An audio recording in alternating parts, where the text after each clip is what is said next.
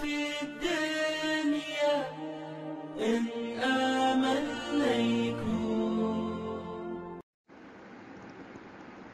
ওয়ালাইকুম আসসালাম রহমতুল্লাহ বারাকাতুহ। লাস্ট রয়েছে 1992। ভাই, আপনি জানতে চেয়েছেন যে কোন জমিতে জাকাত লাগে। তো যে কোনো জমিতে জাকাত লাগবে, তবে জাকাত হলো ফসলের জাকাত। যদি জমিনে ফসল হয় এবং ফসলে নেশাব পরিমাণ হয়, ওই জমিতে নেশাব পরিমাণ ফসল হয়, তাহলে জাকাত দেওয়া লাগবে। আর সেটা হলো অশর বা নিসফুল অশর, 10 ভাগের 1 ভাগ বা 20 ভাগের 1 ভাগ।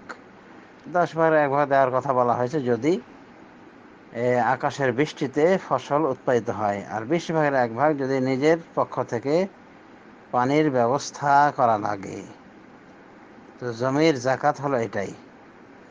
বাকি রয়েছে ব্যবসার জন্য, যদি কেউ জমি কিনে থাকে, যে ওই জমিটা যে কোনো জায়গায় দাম বেড়ে গেলে বিক্রি করে দেবে, তো এই জমিতে জাকাত কিভাবে দিতে হবে,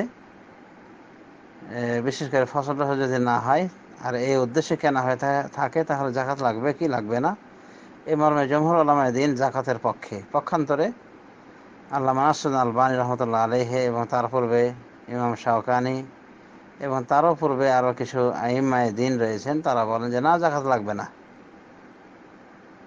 একমাত্র জমির জাকাত হলো ফসল। সুতরাং ওই জমিতে ফসল হলে ফসল থেকে জাকাত লাগবে, নেশাব পরিমাণ হলে নতুবা লাগবে না। আর প্রশ্নে যে উল্লেখ করেছেন আপনি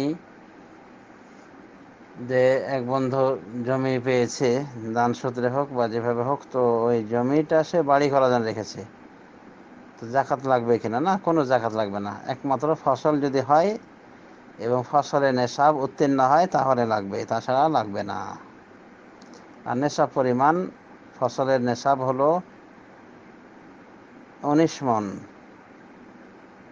18 18.5 19 ইত্যাদি এভাবে আনুমানিক হারে বলা হয়েছে। ধরে না যায় 19 মণ। এই পরিমাণ যদি নেশাব হয়ে থাকে, ফসল হয়ে থাকে, তাহলে জাকাত লাগবে পূর্বের নিয়ম অনুযায়ী, পূর্ব ঘোষিত নিয়ম অনুযায়ী, অর্থাৎ 10 ভাগের 1 ভাগ বা 20 ভাগের 1 ভাগ। এটা হবে বৃষ্টির ওপর, আকাশের বৃষ্টির ওপর, শ্রমের ওপর নির্ভর করে। আশা করি বুঝতে পেরেছেন। ধন্যবাদ।